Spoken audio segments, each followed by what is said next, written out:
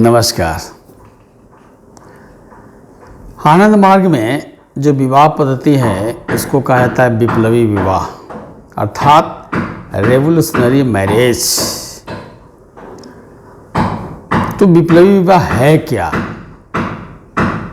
इसको जानने से पहले मेरा चैनल को सब्सक्राइब कर लें और वीडियो यदि अच्छा लगे तो लाइक करें और आइकन बेल को दबा दें, अधिक से अधिक शेयर करें ताकि ये जो विप्लवी विवाह है उसके संदर्भ में कई तरह की भ्रांतियां हैं लोगों में, वो दूर हो सके।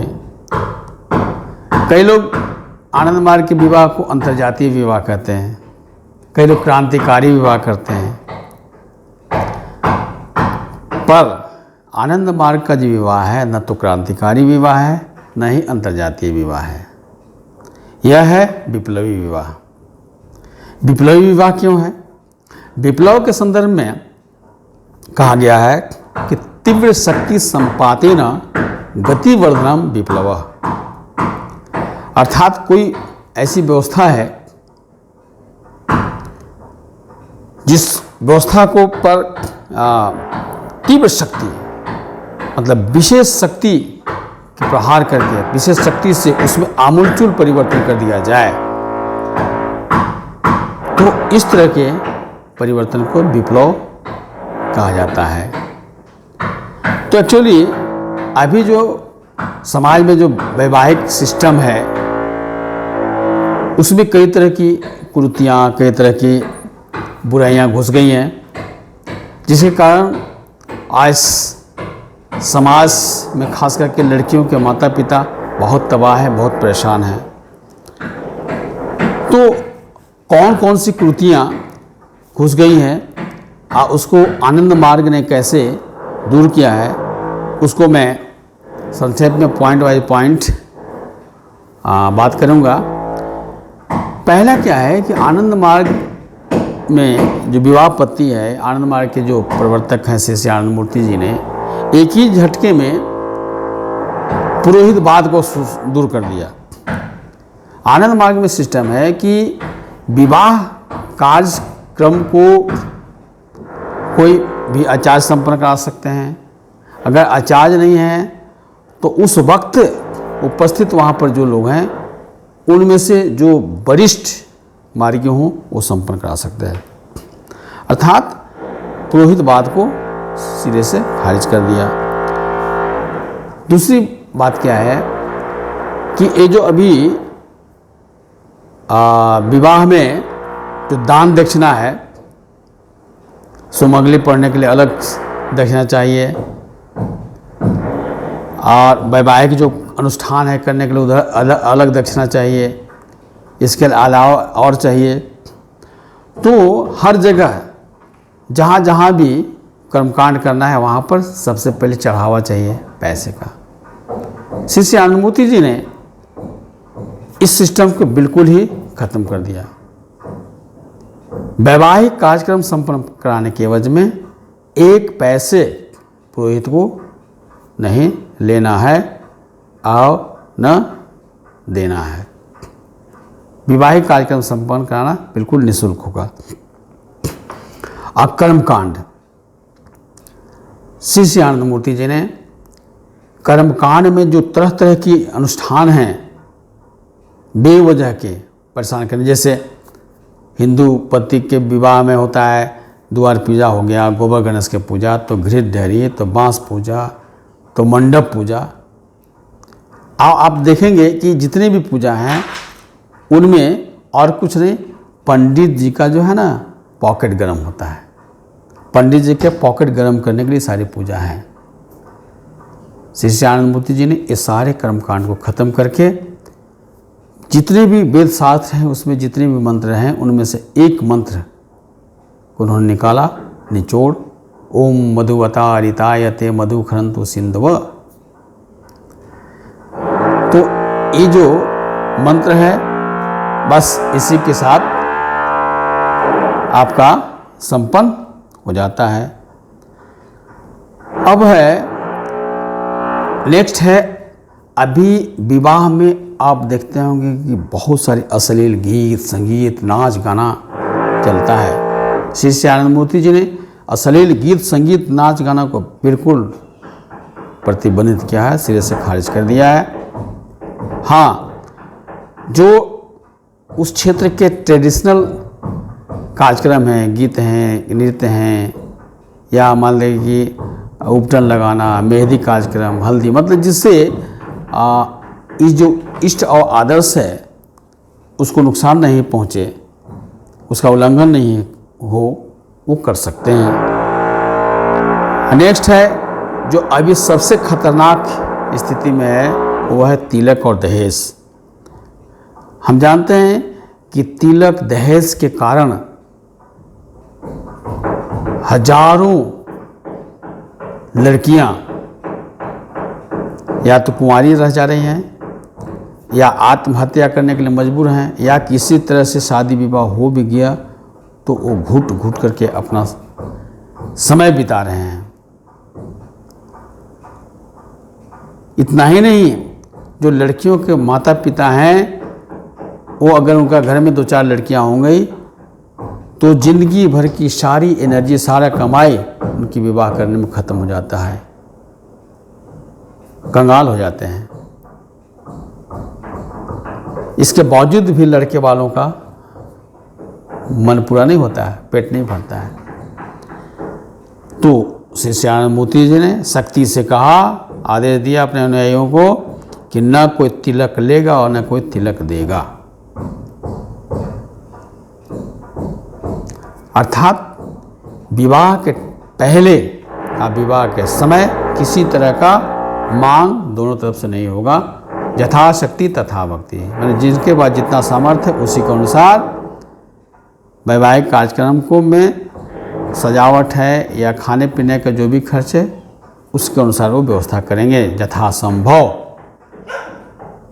श्री श्री आनंद मूर्ति जी ने कहा कि कर्ज लेना बिल्कुल ही मना है। ये तो विवाह जो है सो एक्चुअली धार्मिक अनुष्ठान है, तो धार्मिक अनुष्ठान में पवित्रता होनी चाहिए। तो पवित्रता जहाँ है वहाँ पे किसी भी तरह का ढोंग, आडंबर, अश्लीलता, किसी का शोषण बिल्कुल नहीं होना चाहिए। लेकिन आज के विवाह में क्या है, जो लड़की के गार्जियन होते हैं, माता पिता, वो इतना कर्ज से दब जाते हैं कि वर्षों तक उनका उबरना मुश्किल होता है। वो भीतर से उनका आंसू बहते रहता है, लेकिन मजबूरी में बाहर से दिखावा करते हैं। दूसरी बात है कि अश्लीलता, आडंबर, ढोंग, पाखंड सब, तो ये सब नहीं चलेगा। क्योंकि विवाह धार्मिक अनुष्ठान क्यों है? क्योंकि प्रकृति का नियम है कि स्त्री पुरुष को वैवाहिक बंधन में बंद करके और सृष्टि की आगे बढ़ाने का काम करना, एक अच्छा स्वस्थ संतान की उत्पत्ति करना, ये धर्म है। तो इसलिए विवाह को न तो मौज मस्ती का बंधन कर सकते हैं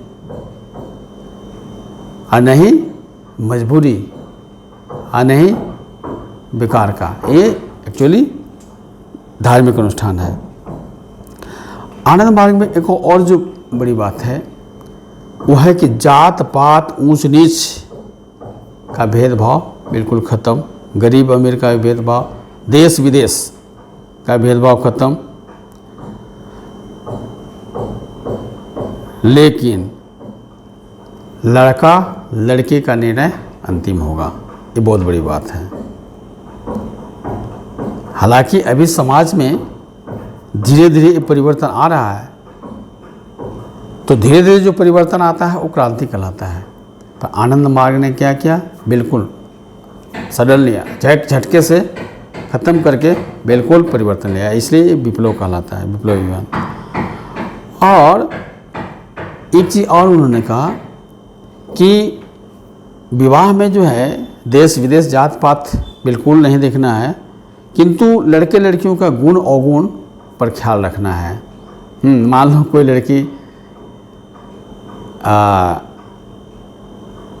या कोई लड़का बिजनेस करना चाहता है तो उसके लिए लड़की बिजनेस माइंडेड हो तो दोनों में तालमेल अच्छा चलेगा। मान लिया कोई लड़का नौकरी करता है तो लड़की का भी माइंड जो है सो नौकरी के लायक हो तो ज़्यादा अच्छा हो। अब मान लो कोई लड़का को संगीत में ज़्यादा रुचि है, अभिरुचि है, तो लड़की भी अगर उसी तरह की रुचि वाला मिल जाए तो ज़्यादा होगा। मान लो कोई लड़का किसान है तो लड़की भी कृषि कार्य में रुचि लेने वाली हो तो दोनों का वैवाहिक जीवन अच्छा बीतेगा। तो इसलिए गुण अवगुण देखना जरूरी है। लेकिन कुल खानदान भी देखने की बात कही जा रही है। यहाँ कुल खानदान को आगे आनंद मूर्ति जी क्लियर करते हैं कि कुल खानदान का मतलब ये देखना है कि मातृपक्ष से 3 पीढ़ी ऊपर 3 पीढ़ी नीचे और पितृपक्ष से 3 पीढ़ी ऊपर 3 पीढ़ी नीचे में वैवाहिक संबंध नहीं होना चाहिए। अगर ये इनके बीच में वैवाहिक संबंध होता है that means blood relation, gene समान हो सकते हैं। तो ब्लड रिलेशन और समान जीन वालों के बीच वैवाहिक संबंध अगर होता है तो उससे जो संतान उत्पन्न होते हैं उनमें कई तरह के शारीरिक मानसिक विकृतियां लिखी जाती हैं। इसलिए एक कुल और वंश देखना चाहिए, एक ही कुल वंश में नहीं होना चाहिए। परिणाम स्वरूप जो वैवाहिक संबंध भी अच्छे रहेंगे और जो संतान होंगे वो उच्च कोटि के होंगे, मानसिक आध्यात्मिक दृष्टिकोण से, शारीरिक दृष्टिकोण से विकसित होंगे। अब आगे जो है सो एक बहुत बड़ी बात है, श्री श्याम मूर्ति जी कहते हैं कि कोई भी पुरुष यदि विधवा विवाह या परित्यक्ता नारी के साथ विवाह करता है तो समाज में उसको विशेष मर्यादा मिलना चाहिए, देने की बात कही गई है।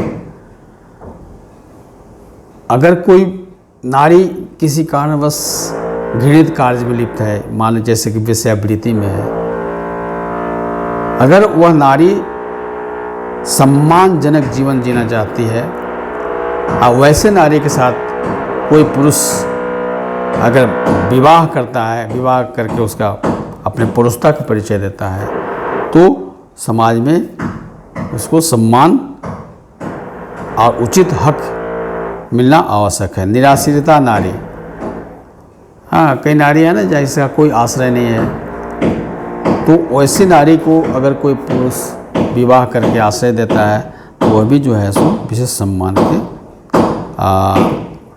पात्र है। नेक्स्ट जो है अवैध संतान। अवैध संतान के बारे में श्री श्याम मूर्ति जी ने स्पष्ट निर्देश दिया है कि कोई भी अवैध संतान नहीं होगा। अगर अनचाहे किसी पुरुष स्त्री से अगर किसी संतान की उत्पन्न होती है तो उसको वैवाहिक विवाह करना होगा। अगर पहला, यहाँ तक आनंद मूर्ति जी कहते हैं कि अगर पहली पत्नी है और वह मना करती है, वो अपना अनुमति नहीं देती है तो भी उसको करना पड़ेगा। तो इस तरह से हम देखते हैं कि आनंद मार्ग विवाह पद्धति में अभी समाज में जितने भी व्याप्त कुरीतियाँ हैं, आडंबर हैं, कुप्रथाएं हैं और जिन कारणों से विवाह जो है सो एक शोषण का माध्यम बन गया है, मानसिक, आध्यात्मिक, आर्थिक, वो सारे को आनंद मार्ग में बिल्कुल खारिज कर दिया गया है और कट्टरता से उसको फॉलो किया जा रहा है। इसलिए आनंद मार्ग का जो विवाह पद्धति है उसको विप्लवी विवाह अर्थात रेवोल्यूशनरी मैरिज का दर्जा दिया गया है। तो बंधुओं, मेरा वीडियो कैसा लगा और जो रेवोल्यूशनरी मैरिज के संबंध में, विप्लवी विवाह के संबंध में हमने क्लियर करने का कोशिश किया, स्पष्ट करने की कोशिश किया। कहाँ तक आपको क्लियर हुआ आप जरूर कमेंट करेंगे, और फिर भी किसी भी तरह का डाउट हो तो आप प्रश्न कर सकते हैं। मैं यथासंभव जवाब देने का, संतुष्ट करने का कोशिश करूँगा। नमस्कार।